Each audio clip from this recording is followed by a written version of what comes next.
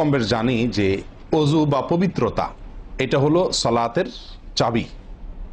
নবী সাল্লাল্লাহু আলাইহি ওয়াসাল্লামের সূরা আবু দাউদে বর্ণিত হাদিসে আসছে, তিনি বলেছেন মিফতাহুস সালাতি আত-তাহুর, সালাতের বা নামাজের চাবি হলো কি? পবিত্রতা বা ওযু। তো চাবি যদি ঠিক থাকে, পারফেক্ট হয়, তাহলে তালা খুলবে। আর যদি চাবি পারফেক্ট না হয়, ঠিক না হয়, তাহলে সেক্ষেত্রে তালা খুলবে না। ওই চাবি দিয়ে আপনি ঘরে প্রবেশ করতে পারবেন না। মনে করুন জান্নাত হলো আমার ঘর বা গন্তব্য, ঢুকতে হলে আমাকে সালাতের তালাটুকু খুলে ঢুকতে হবে, অর্থাৎ সালাত পড়ে ঢুকতে হবে, আর তার চাবি হলো পবিত্রতা। তাহলে পবিত্রতা চাবি, তার তালা হলো সালাহ, আর সালাহ পড়ে আমি ঢুকতে চাচ্ছি জান্নাতে। এই ওযুর বিষয়ে আমাদের বেশ কিছু ত্রুটি, বেশ কিছু ভুল ভ্রান্তি হয়ে থাকে।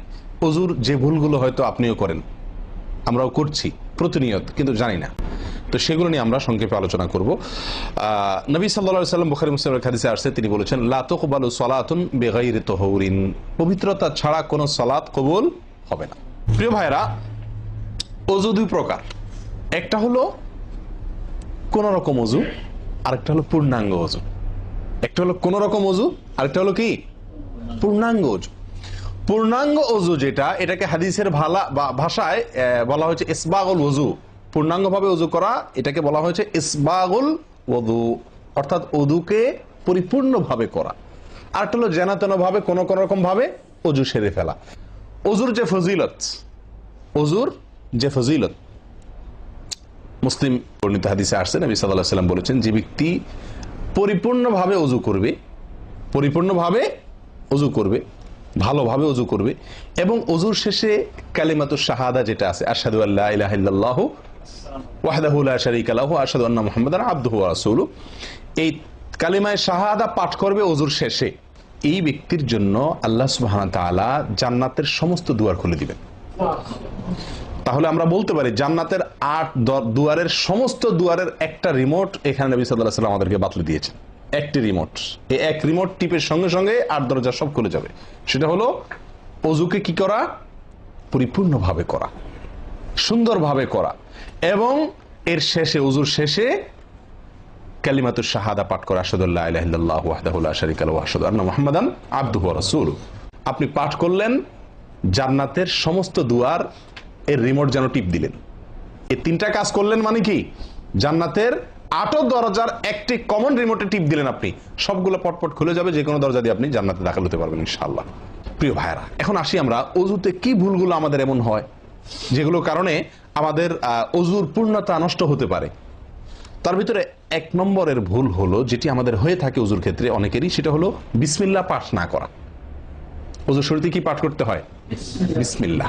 আপনি যখন হাত ধুয়ে তো ওযু শুরু করবেন, দুই হাতের কবজি দুই হাতে ওযু শুরু করবেন না, প্রথম কাজ, তার আগে আপনি কি করবেন? বিসমিল্লাহ, বিসমিল্লাহ বলে হাত ধুয়ে তারপর ওযু শুরু করবেন। বহু লোক আছি আমরা, ওযুখানায় ওই গল্প করতেছি, আড্ডা মারতেছি, কথাবার্তা বলতেছি, এই বলতে বলতে ওযু শুরু করে দিছি। তাহলে বিসমিল্লাহ কখন পড়তেছি? বিসমিল্লাহটা অনেক সময় অমনোযোগিতার কারণে, অবহেলার কারণে, অন্যমনস্কতার কারণে বিসমিল্লাহটা অনেক সময় আমরা বলতে ভুলে যাই। অথচ এই বিসমিল্লাহ পাঠ করা ওযু শুরুতে অনেক বিশেষজ্ঞ আলেমের মতে ফরজ। অনেকে বলেন বিসমিল্লাহ পাঠ না করলে ওযুই হবে না, আপনি যদি ভুলে বাদ দেন ওযু হলো না। যদিও সংখ্যাগরিষ্ঠ ওলামাদের মতে এটা না, তাদের মতে বিসমিল্লাহ পাঠ করা এটা ওযুর সুন্নাহ। এটা হলো ওযুর কি? সুন্নাহ। এটা আপনি যদি বিসমিল্লাহ বলে যদি ওযু শুরু করেন, তাহলে ওযুটার ভিতরে পূর্ণাঙ্গতা আসলো। ওযুটার ভিতরে কি আসলো?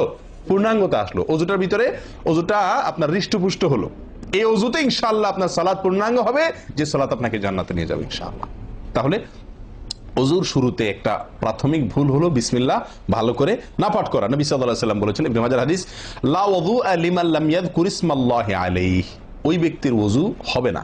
হাদিসটি সহিহ। নবী সাল্লাল্লাহু আলাইহি ওয়াসাল্লাম বলেছেন, ওই ব্যক্তির ওযু হবে না যে ব্যক্তি ওযুর শুরুতে আল্লাহর নাম নেয় নাই, বিসমিল্লাহ বলে নাই। এখন ওযু হবে না বলা হয়েছে।